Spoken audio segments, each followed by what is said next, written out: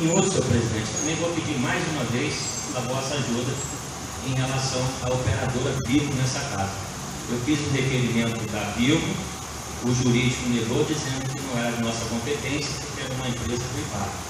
E pessoas ligadas ao excelentíssimo senhor prefeito disse que não instalou ainda uma outra antena porque os vereadores não aprovaram nessa casa. Então eu não gosto de ficar em falácias. Então eu vou pedir ao senhor que busque essa verdadeira informação, porque às vezes você quer ligar para sua esposa, não consegue, quer falar com o filho, não consegue, às vezes está de noite, não consegue, fica preocupado com determinado horário, que os jovens saem, e por problema de saúde, você quer falar, quer marcar e não consegue, que a Vivo realmente ela não está funcionando como deveria. Então eu peço ao senhor, os nobres vereadores, que nos ajudem.